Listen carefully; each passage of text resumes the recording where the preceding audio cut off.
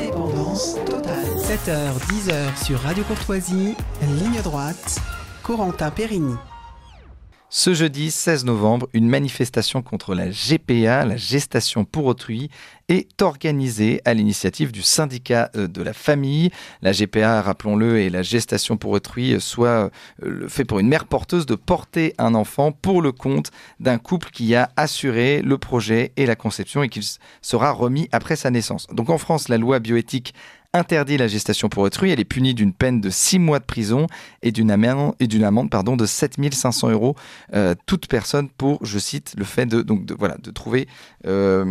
excusez-moi, je me suis embrouillé. Donc bref, la loi française stipule donc qu'il est interdit de louer ou de vendre son corps et qu'un enfant ne peut être l'objet d'une cession par contrat. Alors pour parler de la GPA ce matin, nous sommes avec Ludovine de la Rochère. Bonjour Ludovine de la Rochère. Bonjour.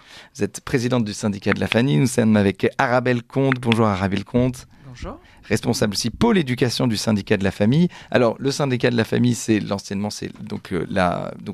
manif pour tous. Est-ce que vous pouvez revenir sur ces 10 ans de la manif pour tous d'ailleurs l'incorrect a organisé, fait une sur la manif pour tous et les 10 ans de la manif pour tous. Absolument. Alors demain sort un hors-série de l'incorrect qui sera en kiosque et en maison de presse et qui est le vrai récit d'une contre-révolution et qui raconte, qui révèle tout ce qui a pu se passer en 2012-2013, au moment de la création, au moment du lancement, au moment de ces manifestations et mobilisations absolument immenses, qui racontent un peu le dessous des cartes, et puis voilà, des révélations, trahisons, et tout ce qui a pu se passer, et puis la suite, puisque en général, l'opinion publique, les Français ont en tête l'année 2012-2013, après ils sont parfois un peu moins en tête toutes les mobilisations et toutes les actions qui ont suivi.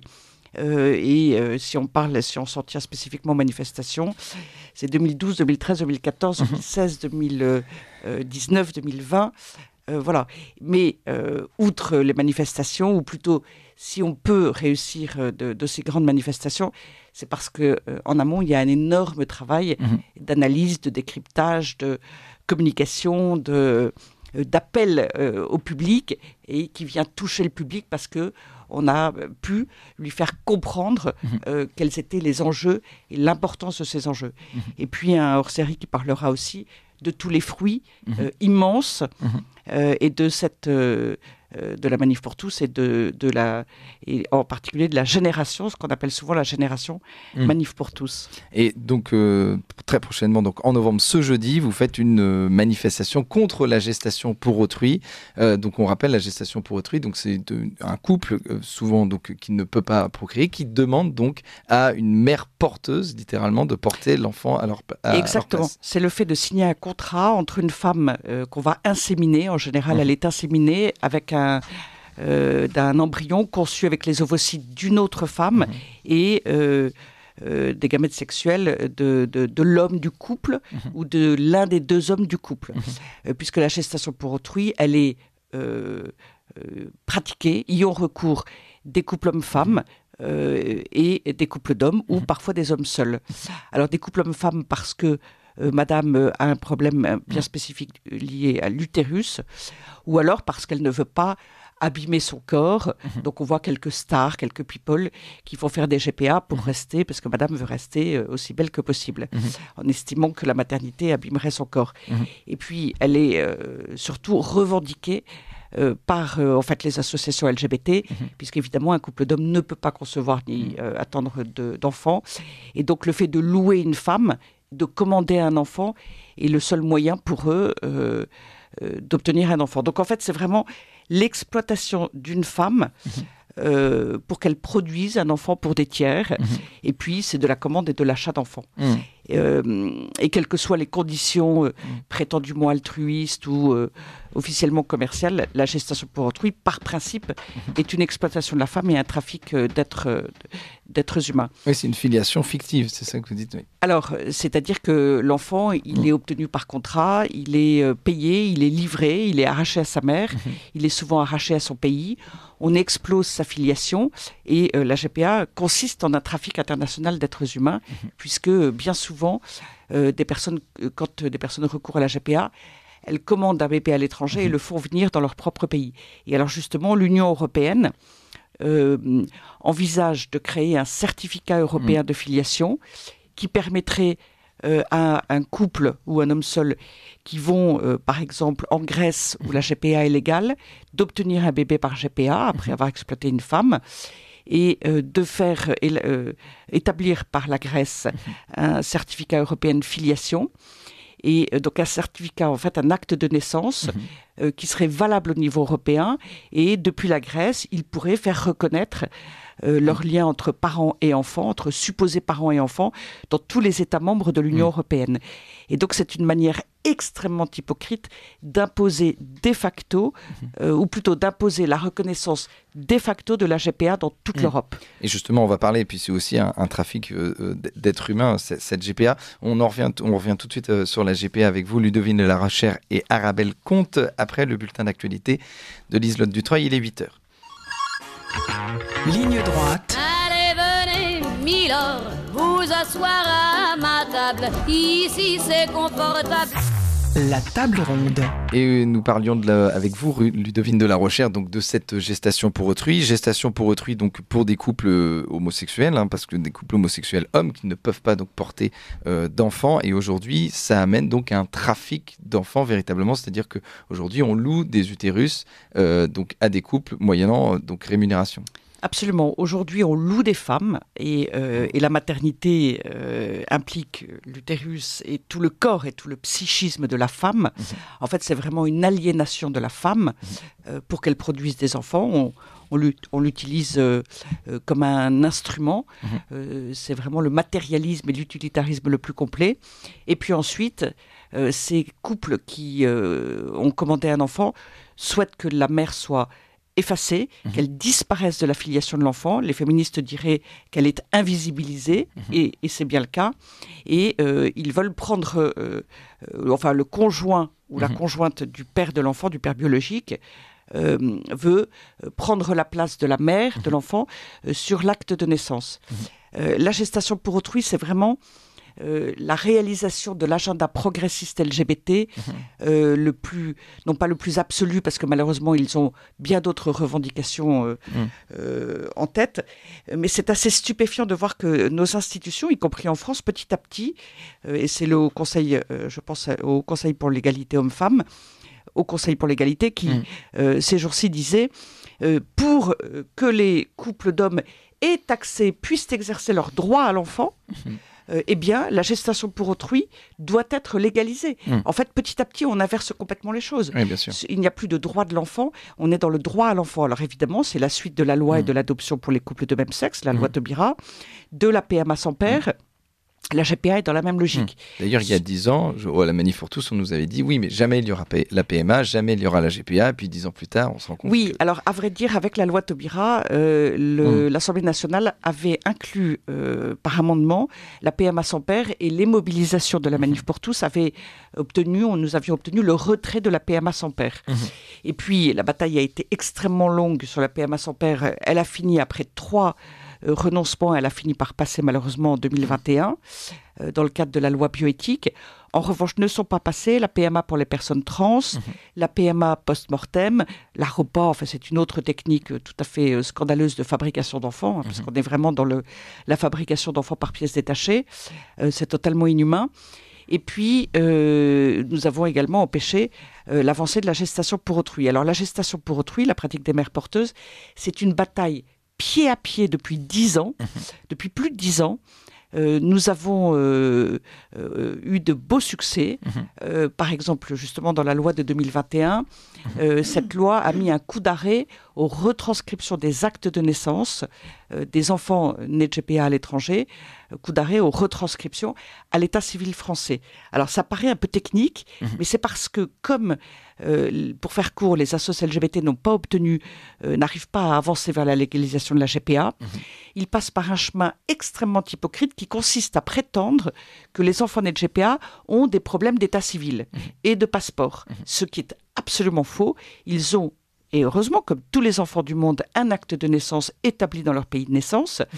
Et ils ont la nationalité de leur pays de naissance. Et quand ils viennent sur le territoire français, comme ils sont élevés par des Français sur le sol français, ils acquièrent la nationalité française. Voilà, donc et en fait, c'est parce que les commanditaires veulent que la France reconnaisse officiellement, veulent que la France considère, qu'ils sont les parents de l'enfant, premièrement. Donc c'est pour le principe, par militantisme.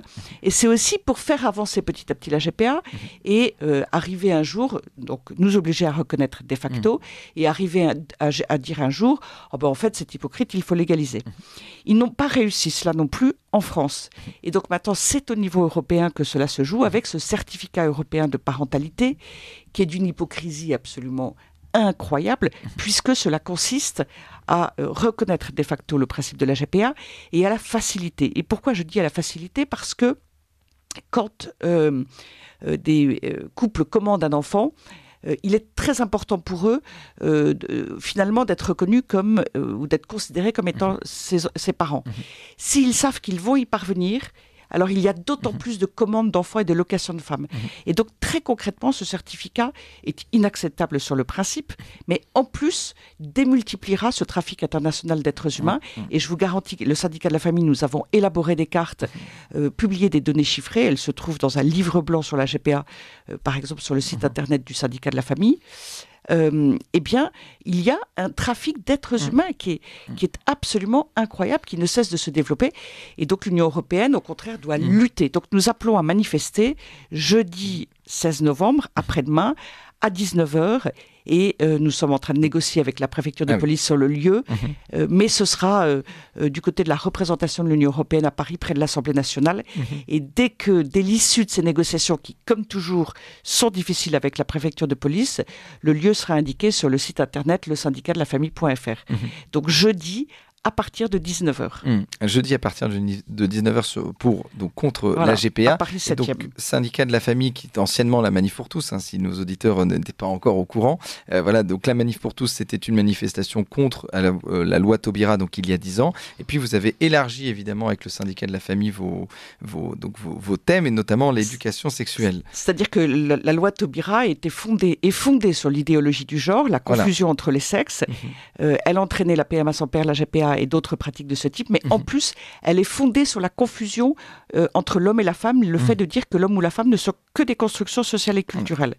Et comme cela est très diffusé, comme l'éducation sexuelle qui est obligatoire à l'école est très imprégnée d'idéologie LGBT woke et d'idéologie du genre notamment, eh bien effectivement, cela conduit très naturellement et très logiquement le syndicat de la famille à se préoccuper de l'éducation sexuelle qui est faite à nos enfants et d'ailleurs de toute la propagande qui cible nos enfants, nos ados et nos jeunes.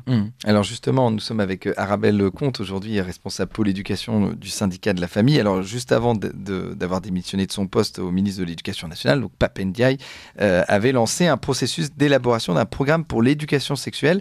Et là, on se rend compte que ce programme était donc pour des personnes au primaire. Et donc avec votre syndicat de la famille, vous êtes fermement opposé à ça, évidemment. Vous dénoncez un contenu potentiellement hyper sexualisant et militant. Oui, c'est exactement ça. C'est exactement ça. Il y a des choses intéressantes et utiles, si vous voulez, dans les programmes d'éducation à la vie affective et sexuelle, mais on va dire des esprits tordus s'infiltrent dans ces sessions ou dans ce qui va être le futur programme et sont en train d'exposer les enfants vraiment à de la pornographie. C'est exactement ça. Donc concrètement, c'est parler aux enfants des pratiques sexuelles. Et l'idée, c'est de dire, il faut qu'ils grandissent, il faut qu'ils s'élèvent, il faut qu'ils sachent. Et donc, justement, quel est l'impact, justement, sur ces enfants de savoir beaucoup trop de choses, beaucoup trop tôt ? Alors là, il y a beaucoup de témoignages de pédopsychiatres, enfin même de témoignages écrits. Ça crée de véritables traumatismes psychiques chez les enfants, d'être exposés beaucoup trop tôt à des réalités qui sont des réalités d'adultes. C'est une véritable... On parle d'effraction psychique. Quand vous expliquez à un enfant de 8 ans la fellation, la sodomie, excusez-moi de ces termes barbares à une heure si tôt, mais c'est de ça dont il s'agit, une véritable effraction psychique. Il y a également des images sur des sites, tout ce qui est de plus officiel. Je crois que je vous en ai envoyé des exemplaires et je peux vous en laisser un exemplaire, y compris sur le site de l'Éducation nationale et sur d'autres sites qui ont pignon sur rue. Et encore une fois, là on est à l'école primaire, on n'est même pas au lycée ou au collège. Exactement, mais même nous en tant qu'adultes, quand on regarde ces images, on est agressé, on est gêné. Alors vous imaginez sur des enfants en primaire. Et donc l'idée, c'est de déconstruire aussi à ce moment-là des enfants pour qu'ils soient malléables à toute pratique sexuelle possible. Alors ça, effectivement, vous avez tout à fait raison. Ça, c'est un autre danger qu'on a identifié et qui est pas imaginaire. C'est que il y a une sorte de familiarisation des enfants, si vous voulez, avec toute cette sexualité d'adulte, qui pourrait amener un prédateur sexuel, comme ils le font souvent, à dire quand l'enfant était d'accord. Voyez, parce que l'enfant a vu déjà ces images, l'enfant a déjà été habitué à ces images. Et on lui a expliqué que ces images étaient normales. Exactement, à ces images et assez pratiques, c'est exactement ça. Et il y a régulièrement des tentatives, il y en a encore une cette année, auprès du Conseil constitutionnel, de faire reconnaître qu'un mineur de moins de 15 ans pourrait avoir un consentement, vous voyez, s'il est entraîné dans une pratique sexuelle. Donc le danger est très réel. Alors donc, le danger est très réel, et donc vous, au syndicat de la famille, qu'est-ce que vous préconisez justement pour lutter contre cette éducation sexuelle de plus en plus tôt à l'école? Comment lutter contre ça justement? Parce que c'est des associations donc, qui viennent souvent, donc qui sont donc validées par l'éducation nationale pour présenter leurs cours d'éducation sexuelle. Voilà. Alors, il y a deux pistes. La première, c'est déjà de faire passer tous les messages et toutes les alertes possibles auprès du ministère de l'Éducation nationale, puisque là, il y a une opportunité, il y a une fenêtre de tir qui s'ouvre, c'est-à-dire qu'ils doivent écrire un programme détaillé, ce qui n'existe pas aujourd'hui. Aujourd'hui, il y a juste une circulaire qui donne des grands thèmes, ce qui fait qu'il y a toutes ces dérives. En revanche, si le programme détaillé dit voilà ce qu'on peut dire et tout ce qui n'est pas dans le programme est interdit, vous voyez, là, on aura progressé, on aura évité des dérives. Donc c'est ce qu'on s'est employé à faire avec d'autres, mais notamment le syndicat de la famille. Et puis la deuxième chose, c'est d'alerter les parents, de sensibiliser les parents sur ce qu'ils peuvent faire, enfin sur la vigilance qu'ils doivent avoir, sur les dangers qui guettent, donc leur donner un véritable mode d'emploi. Il y a une feuille de route sur le site du syndicat de la famille, et il y a d'autres associations qui se mobilisent énormément. Je me permets de les citer. Il y a par exemple Juristes pour l'enfance, il y a par exemple Parents en colère, il y a par exemple Maman Louve. On peut les trouver surtout sur Telegram, parce que leurs sites sont un peu attaqués. Et pour que les parents en amont se renseignent auprès de leur établissement, vraiment suivre leur enfant de près, vraiment, même si on bosse tous comme des fous, faut prendre le temps de temps en temps de faire un check-up, et puis sache quels outils utiliser, comment faire ensuite pour agir quand ils constatent des séances qui ont totalement dérapé auprès de leurs enfants. Il ne faut surtout pas qu'ils agissent tout seuls, il faut vraiment qu'ils se fassent accompagner. Oui, donc véritablement un accompagnement des parents, des enfants. Et puis aussi, il y a eu donc cette contre-offensive woke, c'est-à-dire que ça vient aussi du wokisme, tout ça. Et justement, pourquoi le syndicat de la famille s'est véritablement penché sur ces questions d'éducation sexuelle? Comment on est passé donc de la loi Taubira à l'éducation sexuelle? Alors, ce qu'on appelle le wokisme, c'est le fait de considérer qu'il y aurait des injustices de manière systémique dans la société. Notre culture, notre droit, nos décisions politiques ne seraient prises qu'avec l'objectif que les hommes dominent les femmes et que les personnes blanches dominent les personnes de couleur et que les personnes hétérosexuelles dominent prétendument les personnes homosexuelles. C'est ce que le wokisme appelle l'hétéronormativité. Et cette partie qui concerne les questions LGBT et qui implique et qui vont avec une remise en cause de la différence et de la complémentarité des sexes, c'est ce qu'on appelle l'idéologie du genre. Vous voyez, dans le wokisme, il y a différentes dimensions. Il y a l'indigénisme, il y a le racialisme, il y a le sexisme et il y a les accusations de sexisme, les accusations de racisme et troisièmement, les accusations d'homophobie et de LGBT-phobie. Et donc, qui va avec cette remise en cause de l'hétérosexualité qui serait prétendument construite et artificielle pour s'imposer donc aux personnes homosexuelles et qui est une remise en cause aussi donc de la réalité homme-femme. Et donc cette idéologie du genre est une part importante du wokisme, et cette idéologie du genre, elle fonde la loi Taubira. Puisque la loi Taubira, le mariage de personnes de même sexe, consiste en fait à dire être homme ou femme n'a pas de sens, pas d'importance, pas de signification. Et donc on peut être un couple de 2 hommes, un couple de 2 femmes ou un couple homme-femme, ça revient au même pour se marier et fonder une famille. Ce qui est absolument faux. Et cette idéologie du genre qui a déjà un certain nombre d'années, a conduit à la loi Taubira. Et puis petit à petit, ces militants, ces activistes cherchent à imprégner la société et ils ciblent d'abord les enfants, puisque évidemment les enfants sont plus malléables, sont plus manipulables, et l'école est un vecteur, et les réseaux sociaux aussi, mais l'école aussi est un vecteur incroyable, puisque les parents sont débordés, monsieur, madame travaillent, ils font confiance à l'école. Et donc, dans les établissements scolaires, il y a ces 3 séances d'éducation sexuelle obligatoires, du CP à la terminale, et on ne peut pas laisser faire. Et donc, effectivement, comme le disait Arabelle Comte, il y a un mémo pratique pour les parents d'enfants scolarisés sur le site internet du syndicat de la famille, pour inviter les parents à veiller, pour qu'ils dialoguent, qu'ils échangent avec leurs enfants. Et puis, pour que les parents connaissent leurs droits. C'est-à-dire qu'aujourd'hui, dans le droit de l'éducation et en droit civil, il y a des articles de ces codes qui disent très clairement et explicitement que les parents détiennent l'autorité parentale pleinement. C'est même pas qu'ils sont les premiers éducateurs de leurs enfants, ils sont les éducateurs de leurs enfants. Et ils peuvent déléguer. Et en fait, quand ils confient leur enfant à l'école, c'est une forme de délégation. Et l'école, et c'est inscrit dans le code de l'éducation, doit respecter l'éducation parentale.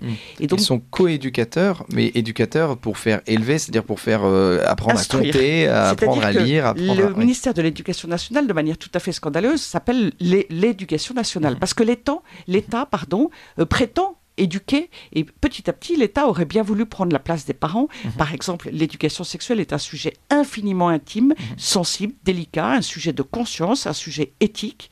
N'ayons pas peur des mots. Il faut l'assumer. Donc une très grande bataille se joue autour de cette question de l'éducation sexuelle. Et l'État prétend en fait éduquer les enfants. D'ailleurs, dès 2 mois et demi, il est recommandé de mettre son enfant en crèche. Il sera élevé par l'État et les parents perdent la main. Et évidemment, la vie contemporaine est très difficile. Donc les parents se sentent débordés, contraints de tous les côtés. Encore une fois, ils ont confiance. Et finalement, l'État les déresponsabilise, les infantilise. Et la première chose que devrait faire l'école, c'est inciter les parents. Et là, dès le primaire, je vais expliquer pourquoi, mais l'école devrait au contraire inciter les parents à faire l'éducation sexuelle. D'ailleurs, c'est d'abord une éducation relationnelle, affective, eux-mêmes. Et pourquoi dès le primaire ? Parce que quand les enfants sont jeunes, ils acceptent d'échanger sur ces sujets, non pas de sexualité en tant que telle, bien entendu, mais les enfants acceptent tout à fait volontiers et ont même des questions.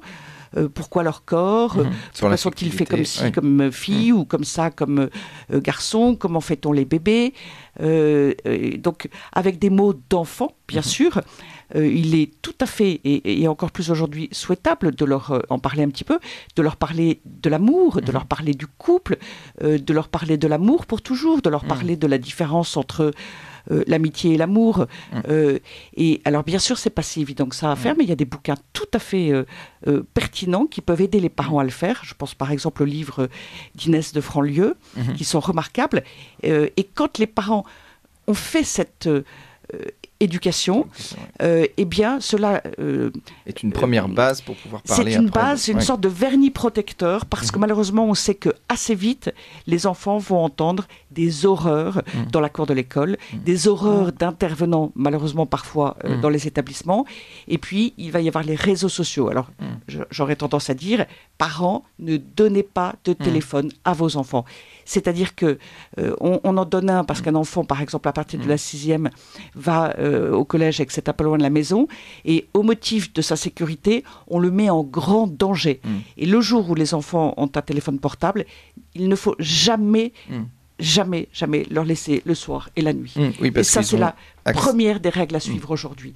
Les réseaux sociaux sont une catastrophe, et YouTube, etc. Parce qu'ils ont accès à la fois au contenu pornographique, mais aussi à des contenus sur les réseaux sociaux, à des influenceurs, à des militants, à des activistes, trans. et qui vraiment, c'est du lavage de cerveau. Ils se retrouvent sous emprise complètement, et quand les parents s'en rendent compte, il est bien tard. Et en plus, la loi interdit aux parents aujourd'hui, parce que bien sûr derrière ça il y a la propagande transsexuelle, transgenre et transsexuelle, et quand les parents s'aperçoivent qu'il y a un problème majeur, eh bien ces enfants, on leur a dit, si tes parents sont pas d'accord, ils sont transphobes. Et s'ils sont transphobes, eh bien tu te plains à un adulte et on peut saisir le tribunal pour enfants. Enfin, c'est dantesque. Et donc là, il y a un danger immense pour les enfants. Et les réseaux sociaux, malheureusement, sont recoupés par des adultes qui, à l'école, viennent conforter l'enfant dans ce qu'il a entendu sur les réseaux sociaux, à savoir qu'il n'est peut-être pas garçon ou fille, premièrement, et deuxièmement, qu'il faut qu'il fasse toutes les expériences sexuelles possibles et imaginables. C'est ça qui le rendra véritablement libre, et c'est ça qui comblera ses désirs et ses interrogations. Absolument, il faut qu'il se définisse lui-même, il faut qu'il se détermine lui-même, il faut qu'il expérimente tout. Et on met complètement, et soi-disant cette éducation sexuelle vise à protéger des IST et des grossesses prématurées qu'on met sur le même plan que les IST, ce qui est scandaleux également. Mais donc, on vise prétendument à le protéger des IST. En réalité... En primaire, toujours. Alors... Oui, peut-être plus au collège. Non, en vérité, c'est à la toute fin du primaire, et c'est surtout au collège, et puis au lycée. À l'école, en primaire, l'éducation sexuelle n'est pas vraiment faite. Il y a quand même un très grand embarras.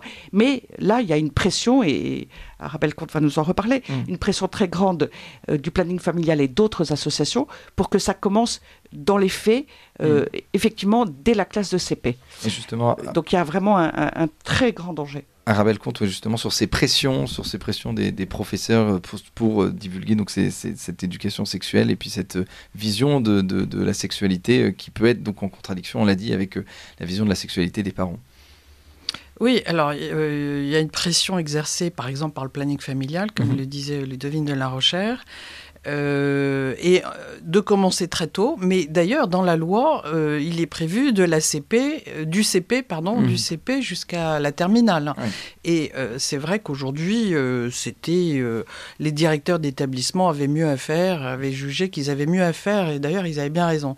Mais là, effectivement, on sent bien cette idéologie de commencer très tôt, parce que les enfants sont extrêmement malléables. Oui, c'est ça. Donc on sent bien la pression. On sent bien la pression. Alors, Ludovine de la Rochère, je voulais revenir. Syndicat de la famille, on a parlé donc de la GPA, on a parlé donc de l'éducation sexuelle des enfants. Vous parlez aussi de l'euthanasie, vous parlez aussi de l'IVG. L'idée, c'est d'élargir au maximum les thèmes quelle est la source commune de tout la famille. Voilà, c'est-à-dire qu'on voit bien qu'il y a une véritable déconstruction de tout ce qui fonde la famille. Donc, il y a beaucoup d'attaques à l'encontre de la famille, en particulier depuis 68. Ça avait commencé avant, mais ça s'est accentué, c'est devenu visible, et maintenant c'est porté par la plupart des politiques et la plupart des médias. Une déconstruction de la société qui passe par la déconstruction de la famille et laquelle met en cause ce qu'est l'être humain.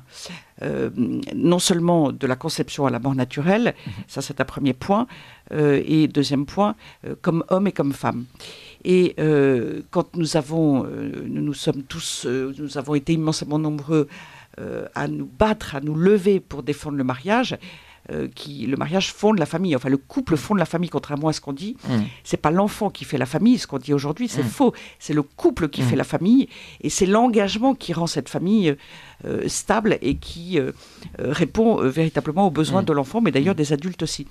Et pour expliquer sur la fin de vie, le suicide assisté, le suicide pour la famille est toujours une tragédie. Et quand on parle de suicide assisté ou d'euthanasie, en fait, bien sûr, le principe est le même, c'est un suicide médicalement assisté, on peut dire. Et la famille est la première concernée par ce qui arrive à l'un de ses patients, pardon, l'un de ses membres qui est devenu malade, vulnérable, qui est gravement handicapé ou autre. C'est la famille qui va être à ses côtés. Et la personne concernée a besoin de ses proches, a besoin de la famille. C'est un premier point. Donc la famille est concernée, tout autant que les médecins. Alors, on entend parler les médecins et c'est formidable, mais il faut entendre aussi la famille. Et les conditions des derniers moments et des derniers instants de celui des membres de la famille qui part, qui meurt, et ce sont des moments extrêmement importants pour la famille aussi, et la manière dont elle pourra faire son deuil ou pas, la manière dont elle pourra supporter, plus ou moins bien, plus ou moins mal. Le suicide génère beaucoup de culpabilité, par exemple. Et donc là, vous voulez donc encadrer tout ça, ou en tout cas accompagner, bien disons sûr. Que défendre la famille nécessitait impérativement de défendre, et nécessite toujours et impérativement de défendre le mariage, la procréation, la filiation, mais aussi, bien sûr, le respect de la fin de vie. Autrement, on vient encore davantage heurter la famille. Voilà. Or, en France, la famille va mal. Et donc la société va mal. Et c'est pour ça Quand il n'y a pas de famille, il n'y a pas d'éducation.